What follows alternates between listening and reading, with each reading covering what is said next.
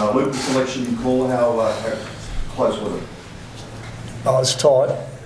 The health of our list has come together at the right time. We're been fortunate our players have worked extremely hard behind the scenes to get themselves right, and our staff have been amazing and all of that. So it was a little bit emotional, as you can imagine. But I think you'd understand. You've seen Alex Keith have a sensational year for us, and Cody has really come along in leaps and probably legitimate bounds. And so it was quite obvious that they needed to come back into the side. How do you sort of communicate, in what circumstances do you communicate those changes? Do you sit the players down and sort of talk through it? Yeah, a mixture of them coming to my room and me going to them, and just talking to them about the circumstances, and then ultimately the hope is that the boys who have missed out have got this vision of themselves getting an opportunity maybe next year and in the future, and they've been such an important part of our journey this year. And as you know, 41 of our 43 have played, and each one of them have helped us win important games, and they definitely feel a significant part of it. Marcus and all his teammates have made them feel like they have been absolutely instrumental and critical to getting us here and creating this opportunity. Did it come down to Zane's experience in a grand final over Ryan? Not necessarily.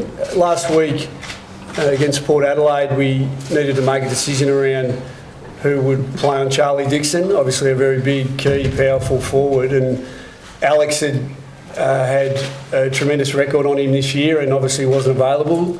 And we went with Zane, and Zane did a tremendous job. And Gardy was solid enough last week. So when you consider the Demons' big forward threats and their height, and we made the decision based off more last week and what Zane's been able to put together for a large part of the year. Did the week off help a couple of those guys get over the line, your inclusions? Cody, no. Alex, yes.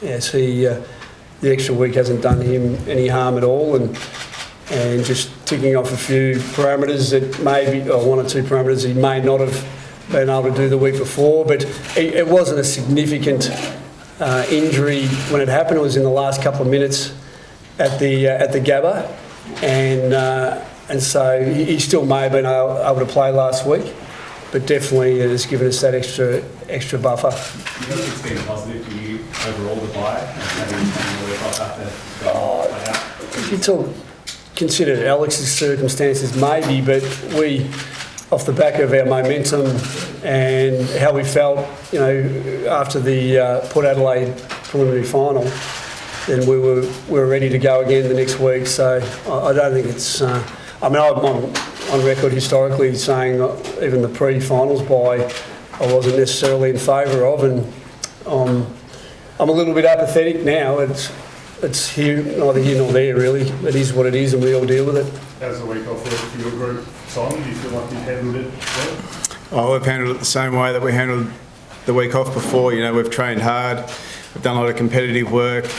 We feel like our game's in good shape, and our players are ready. And it's been about preparing their mindset for the challenge ahead. And I think we all know what this game represents and the challenge that it does represent. And we feel like we've prepared as best we can. I think the external view side of you guys have trained hard all season. Did you ramp it up slightly this week given the comparative lack of games in the past month to get it to the box? Oh no, we just trained the way we normally would. We trained to a high level. We trained competitiveness, and we did some match simulation last Saturday to represent a game. And as I said, we've gone into a normal week this week. So we prepare normally. We do train hard, but that's the way we get the best out of our playing group. Max, talk to us about your battle with Steph. You haven't played for a while, so you haven't got much recent form to work with between the two of you. Yeah, the recent form isn't there. The first JLT practice game we played against each other, but Steph's almost my most played ruckman over the journey. We rucked against each other for 2 or 3 years when he was at the D's. I'd still call him a close mate, so I'm really excited for that first centre bounce. I can't get my mind off that first centre bounce just because he's an interesting character. He's a real close friend. We've been texting this week, and he's such a unique ruck. He plays a bit undersized, but he's so strong. So yeah, it's going to be a battle, and obviously Tim will come in there as well at times, and I've got Luke, so it'll be a battle within a battle. I'm not sure if everyone's going to be looking at that ruck battle as the centrepiece of that game, but I certainly think it's a genuine battle within a battle. Max, you've been challenged physically before, given what you did in the prelim, and you sort of mentioned preparing yourself for some of that on grand final. I mean, you always got to prepare for what other teams give it you, but whether they go for Christian Clayton, whether they don't do anything at all, whether we do something, there's all sorts of games that might be played come Saturday, but I'm not too fussed. If I have no influence on the game and we win, I'm still a pretty happy man. With the parallels between 2016 and this year, we could probably talk about another time, but you've been here before, Simon hasn't, and you've been the Hunters before. Does it feel like that again, and do you think you can gain any advantage over that experience versus a team that hasn't? Well, I mean, Simon's obviously experienced grand final day as a player and been successful on the biggest stage in his career. So I'm sure he'll draw on some of that in his coaching, and not that he hasn't been involved in some significant games as a coach. I think, look, there's no right and wrong way to approach these circumstances. In the last game of the year, you can do it in many different ways, and you can get it wrong. Absolutely, I think both clubs, both teams probably talk about wasting energy on things that you don't need to, and that's important that you remain stable and you build it up. But when you consider what's at stake, the opportunity that both clubs have created for themselves, and the prospect of what comes after that with a victory, the status of the players, everyone involved, you can't be consumed by that, and I think a level-headedness is required, and maybe for the handful of players in our team who've already played and won one, they'll understand what that means. I still say that the overriding emotion that I could detect on our players' faces after we won it in 16 was surprise. If you look at their faces, how wide-eyed they were, it was almost like every one of them was saying to each other, "Did that just happen?" Whereas I think this year and in the lead-up to this game, we're different. We've been in the top two for a fair period of the year. We've believed that we belong there. We obviously fell out of it, stating the obvious at the end of the year. But it hasn't been that sort of meteoric type rise. It has been a team that's been consistent all year, and so our expectations have been a little bit different. And so, but we understand that Melbourne have largely been the most consistent team all year, with greater offensive and defensive balance than any team's had. So the challenge is huge for us, and we've experienced that, especially the first time we played, how powerful their team can be. So I think our players have processed that and are doing their best to prepare for it. Simon, can you actually draw on that experience as a player? What does it mean? And do you feel a different kind of nerves now versus when you were playing? It was a long time ago. 23 years ago is a long time since you last had the opportunity to do something pretty special. So you draw on the experience in terms of what the day looks like and what the preparation looks like. But they're a hard thing to get to, and it's certainly not lost on me. It's not lost on our playing group. The privilege that we've got to play in this game, and the opportunity that it presents, and when it comes down to it, in the end, you've got to execute, and that's what a lot of our preparation's been about. It's been a long time for this group of players to work through some adversity, some resilience. They were really clear on what they wanted to stand for as a playing group. Before the season started, they were really clear on how they wanted to be seen and what they wanted to achieve. But we've still got a job to do, and we're really looking forward to it. That's the insight perhaps into your preparation this week? Do you approach it from a captain perspective like any other week, or do you have some special presentations or unique or anyone spoken to do perhaps players running back from Melbourne? It's been a unique 4 weeks with only that one game in there, so there's lots of downtime to talk to people, and obviously Jordan Lewis is someone that I've reached out to who's played in 4 flags himself, and I've got a couple of other friends that have played in grand finals, and you reach out for as much finals experience as you can, but in the end I'm going to do it my way. I'm not going to do it the way that these people have told me to do. I'm going to do this week the way I want to do this week. I'm going to let my teammates do the week that they want to do this week, and hopefully that recipe, along with everything that Goody's telling us and Burjo's telling us, that recipe is the recipe that's going to get us to hold the cup up on Saturday. Max, given the drought and the struggle that your fans back in Melbourne are feeling at the moment, is the playing group starting to feel the weight of what it will mean to bring that cup on Saturday?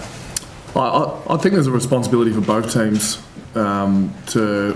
We were able to get out of Melbourne at a pretty grim time for the city, and both teams have been able to come over here in sunny Perth and be able to live our dreams to be able to play in a grand final. So we both have a responsibility to get out there and perform at our best and make our members and families and supporters proud that are back in the eastern states and doing things tough. So the drought's one thing, but I'm more realistic about what's actually happening probably in Melbourne now, and being in lockdown and wanting to be, I'm sure Doggy supporters, even though it's only 6 years or 5 years since their last, they're all thinking the same as what Melbourne supporters are. So there is an enormous amount of responsibility that I feel that we got to go out there and perform at our best. Marcus, is it different this year than 5 years ago?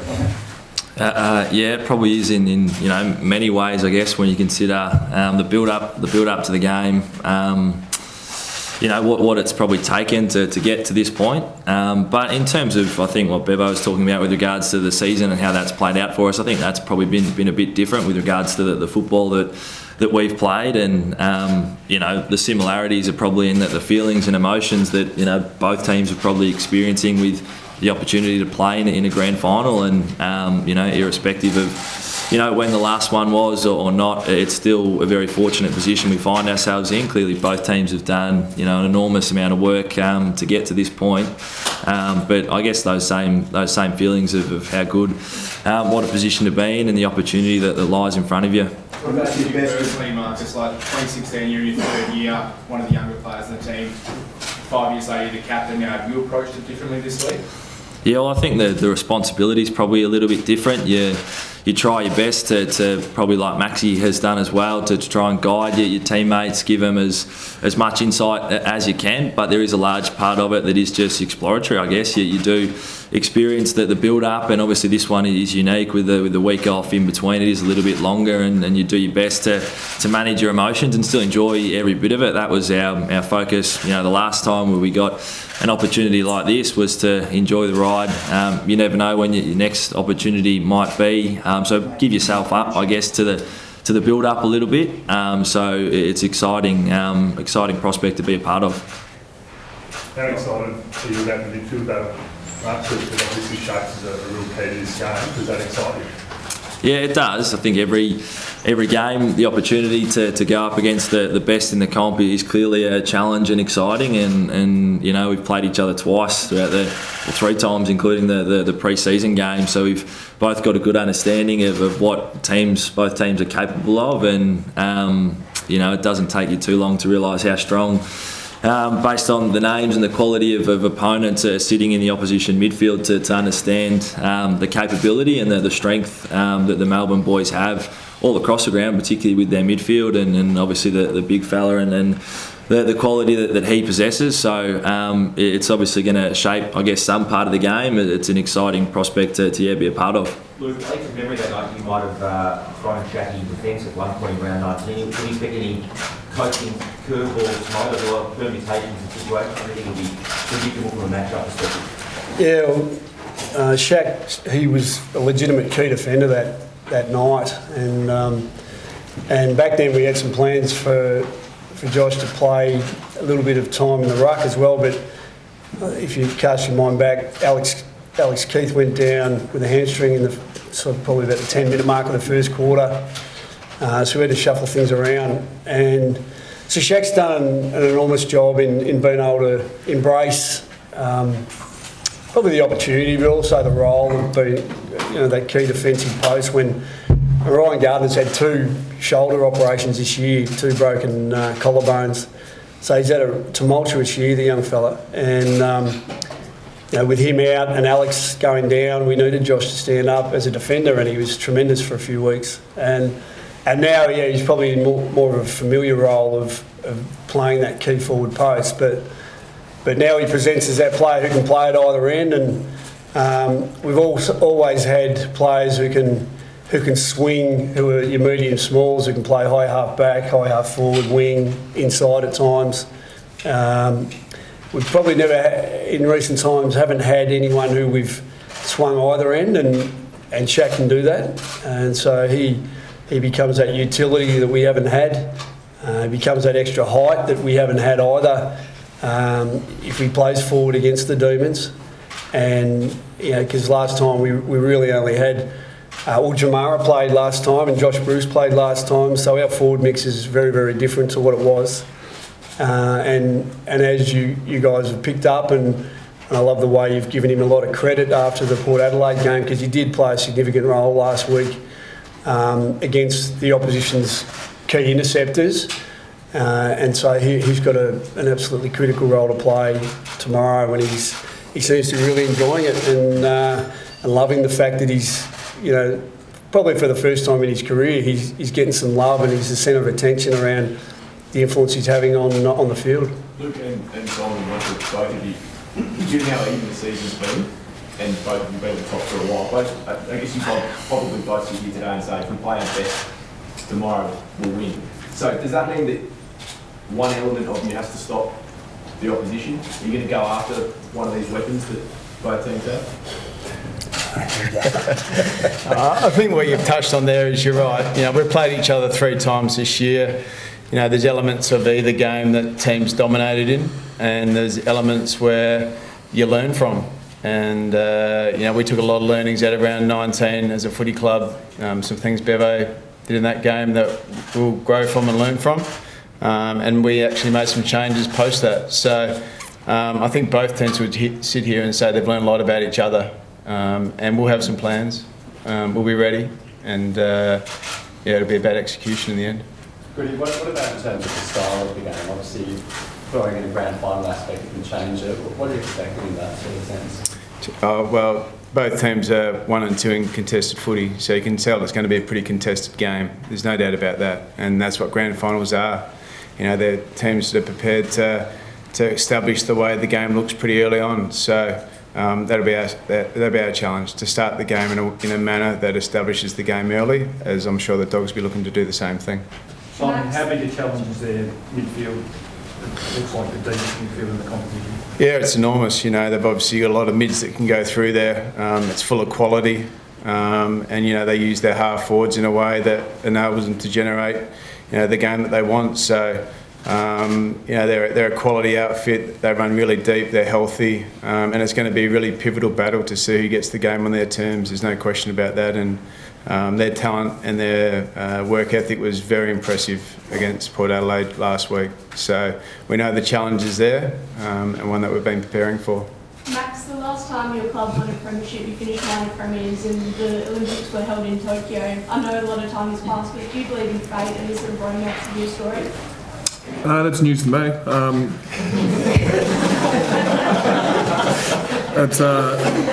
I understand the minor flag gets you in the best position to play finals, and if you do look at the 2 ways the clubs have gone about it, ours has been quite different to the Doggies. Which one is the better way to go about it, I'm not too sure, but it's been a long time for our supporters to be able to see a premiership. We had a good team in the early 2000s, we had a good team in the late 80s, and we had a really good team back in the 60s when we were able to hold it up. Hopefully this is the team. Hopefully this happens on Saturday. Hopefully we're able to get sustained success over the next 3 or 4 years. But I'm just really excited that our fans have been able to have this journey, because they have been starved of pretty much finals football since 2008 to 18, and before that was 2006. So like I said before, the early question, there's a lot of responsibility on both clubs to represent their supporters as much as possible, but probably ours with that 57-year drought, there is a tad little bit more of responsibility. What have you made of the support base here? I mean, the prelim final, pretty much a full house. This week we've got kids getting Bailey Smith haircuts in the city, all sorts of craziness sort of happening.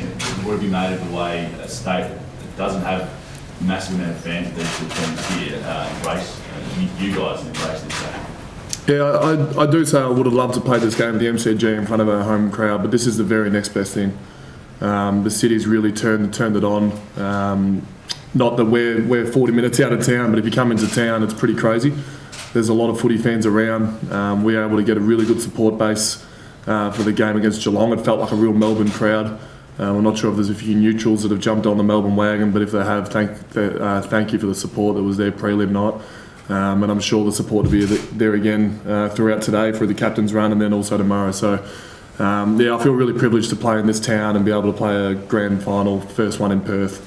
And I'm really, really happy that the fans, West Coast and Freo fans, have really jumped on board and taken either one of these sides. What kind? Do you have any different plans with your medical sub, given there's a grand final, there's no other games this season, and with the players, there's the potential that they may not get on the ground? I mean, how do you see that, impacting that?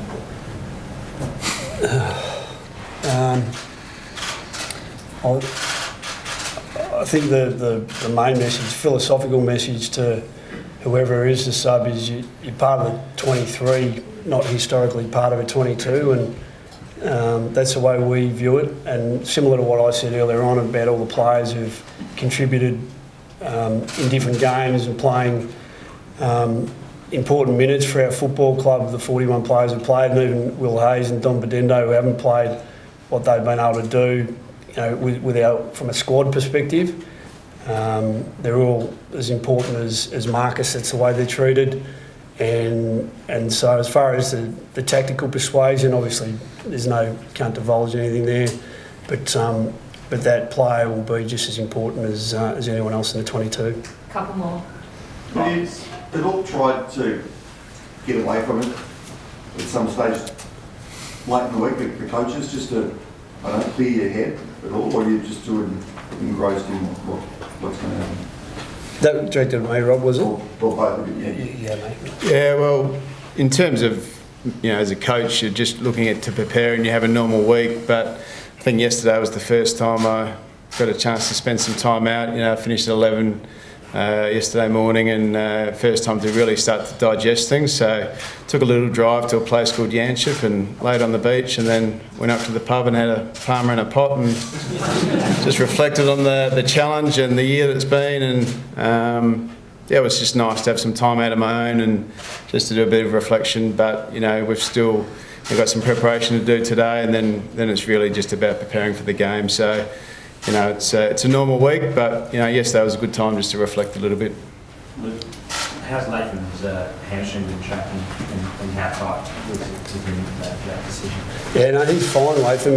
He just copped a knock in the glute, which seized him up a little bit. So it was more precautionary, and then because we didn't know at the time, you can't get put him through the scanner in real time, so he had to come out of the game. But he was able to train, and he's definitely available. So he's one of our emergencies, Lath. Any questions on your preparation, Botyan and Trenny Fremantle? You've got a couple of spots down here we've been able to get away and just relax for it. Bits and pieces. More being able to get out for a morning coffee has been a nice thing to be able to do post our quarantine period. So been to a place called the Roasting Warehouse. If anyone wants a cup of coffee, it's not too bad down there. But other than that, it's just nice to be able to, at different points, take some time out. The probably perk of the longer lead-in does give you that opportunity on your days off to get away from the hotel for half a day here or there, and embrace what the build-up is about, but also embrace those quieter moments in between, and just reflect on the opportunity that lies ahead, but obviously to what's happened to this point. So it's been a good opportunity, and like Maxie said, the state of WA has embraced us. So there's a lot of people who are obviously as keen as we are for the game come Saturday. Sorry, Luke, was it a partner pot for you as well, or are you just taking everything? All our staff love to exercise, so as Marcus said, just coming out of quarantine, we're actually able to partake in some of the external opportunities. So, I mean, most of my days have been when I've had some downtime, swimming in the Fremantle pool, went to the Scarborough pool yesterday and swam down there, and not swimming too far out in the Indian Ocean with the little men in grey suits out there over here in WA. But we've been spending some time, I suppose, socialising and pretty close-knit, tight-knit group off-field as much as on-field. So, the little luxuries that we haven't had have been important. And I think, our time now in WA, when you cast your mind back to the Dreamtime game, and we saw the support in WA for the Essendon and Richmond teams. I mean, we know that there's strong Indigenous culture all throughout Australia, but definitely through all the nations in WA. Seeing everyone come out in support of two teams where West Coast and Fremantle aren't playing, and now I think both clubs are experiencing some parochial support from West Coast and Fremantle supporters who are adopting one of us as their second team while they're here, and we're feeling the love, so that's been good. Marcus, Max spoke about his thoughts of the crowd back in Melbourne. There's a movement to try and get fans to applaud at the 20-minute mark of the first quarter, stand up and applaud for everyone in Victoria and New South Wales. Is that something you guys encourage? Well, I think that'd be great. You consider, the non-traditional build-up, and I guess the challenge of what everyone is experiencing back home. And there's no doubt you do at different points along the journey. Reflect on, obviously all the great things that we're experiencing here, but how things are different, and those that aren't experiencing, I guess, the traditional build-up, particularly for I guess family and friends and those who you'd love to have a part of, the journey, and they really are such a big part of your footballing lives, and obviously everything outside of that. So I guess anything that does, send a bit of a tip of hat to all the people back home that can't fully experience the game and the build-up, I think would be a nice touch, because I think everyone's thinking of them, all those people who are a part of both football clubs as well, staff and fans that can't be here, that they're with us every step of the way.